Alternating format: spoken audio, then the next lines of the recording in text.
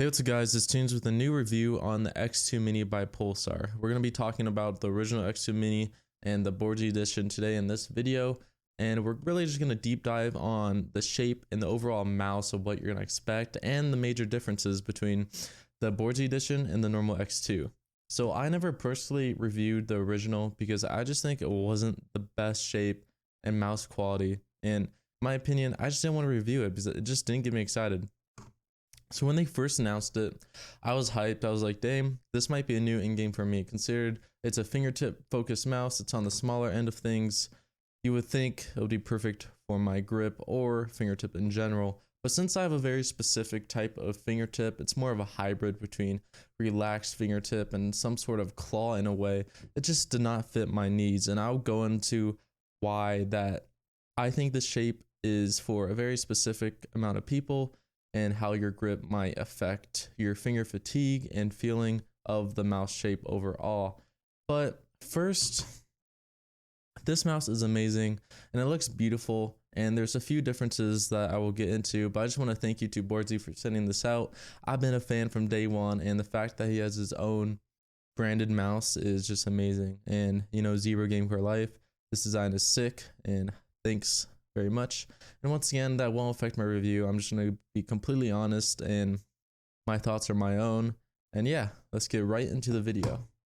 So let's get into the shape of the mouse. The shape is mostly focused for fingertip, and I say that because the hump is quite slim and there is a gradual kind of hump towards the middle-ish, back-ish, and it's very slim, so it kind of just doesn't really fill your palm. So for claw grippers, I would suggest maybe getting something more palm filling, or wait for their X2H variant, which I believe comes out this year, which has more of a hump in the back, and it's more of like a ZA13 style of a shape.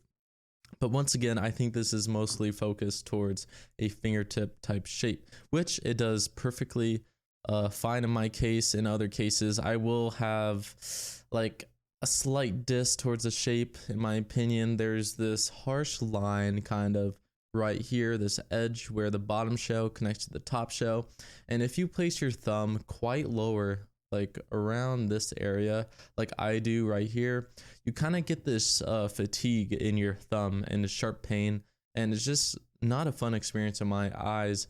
But once again, I have a pretty abnormal shape, or grip I should say, so that might not happen on most people. Most people will grip a little bit higher like this, and it's quite comfortable.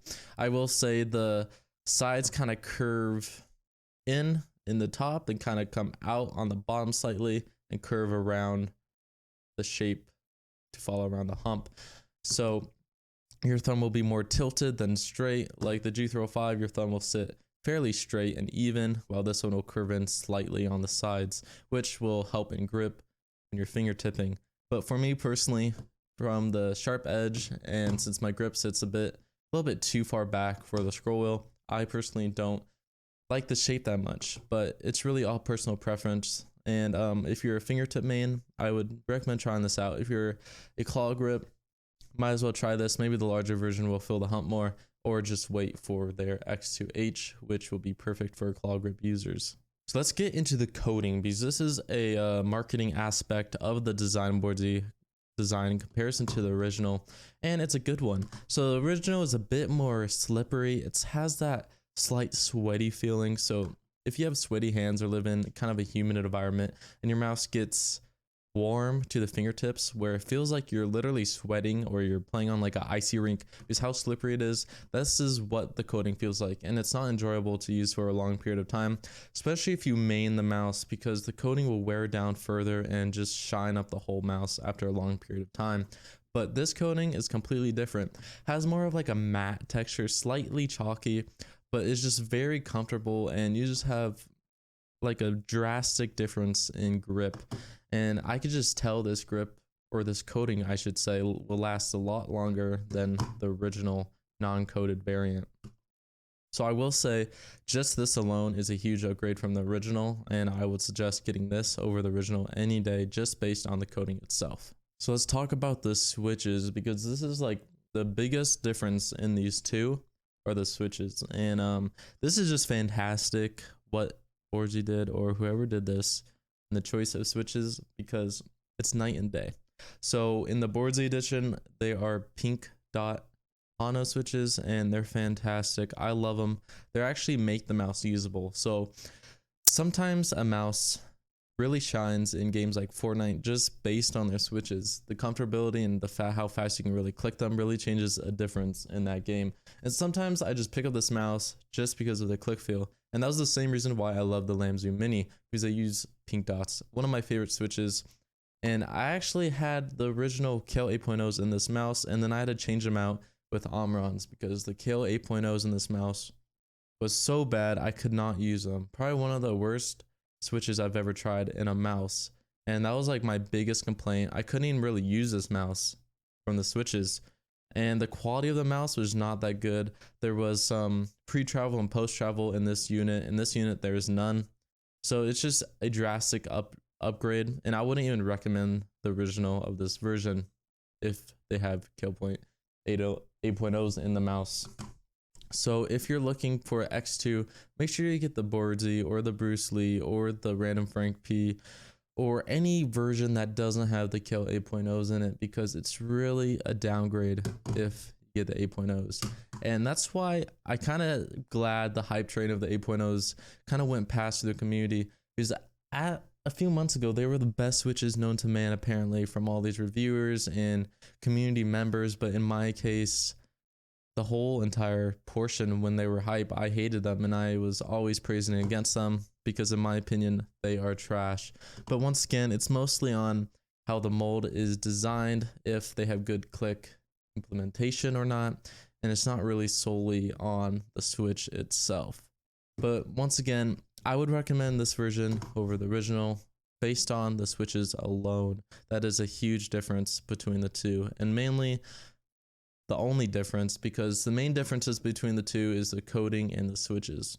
So I will say the scroll wheel feels different. I did not really look into if they're different or not, but this one's smoother, slightly quieter, and still has a good amount of defined steps. The click with the scroll wheel does feel pretty much the same, has a bit of a thockier sound to it, but the scroll wheel on the original is just louder, not as smooth, kind of just feels cheap in hand. So I don't know if they actually changed that or not, but it does feel improved. So let's talk about the feet. The feet are PTFE feet, and from the PULSAR brand, I'm not a big fan of their feet. They are pretty slow and kind of similar to something like core pads, and I'm not a fan of core pads at all. They're a bit on the slower sides. They're on the smoother side if compared to other feet, but I would prefer the lower friction of other skates out there like Ice or Arc 1s or something similar like BTL. So I instantly swapped out the feet when I got my original one. So I don't really have the original to compare with the Boardzy one, see if there's a difference or not. But on the Boardzy, it felt pretty similar experience with the original. So I'm just not a big fan of these feet, and hopefully they try different blends out or offer different blends in the box maybe. But I will say these are still better than their glass feet, and glass feet should be banned from the earth because they destroy your pads. So please don't use glass feet. So let's talk about the weight. There's a slight difference because of the coating and the design. Well, the coating, there is a difference of 4 grams, and you're not really going to notice a major difference in weight between the two. But I will say instantly, I do notice that this is lighter in comparison to this one. But does it affect my performance? No. In my opinion, 50 grams is getting to a point where it's a bit heavy for me because I'm used to a mouse that's 26 grams. So something like that, they're both going to feel a bit heavier for me on the side of what I'm normally used to with the HSK, but I just slap it on a glass pad, and I feel right at home. So the weight difference isn't huge, but the normal is 52 and the Boardzy edition is 56 grams. So you're still getting a lightweight mouse, so I wouldn't worry about that too much difference, and most people are still going to be normally used to the 50 gram range, or if you haven't tried a lightweight mouse yet, this is going to be a unique experience for you. But it's fantastic in my testing, still very usable, and there's not a major difference between the two. So that is it for the review. Thanks guys for watching, and thanks Boardzy for sending this out. for a review. I'm so appreciative on that. Both are fantastic mice in their own field, and I'm glad that he upgraded the original because this is superior. Thanks guys for watching.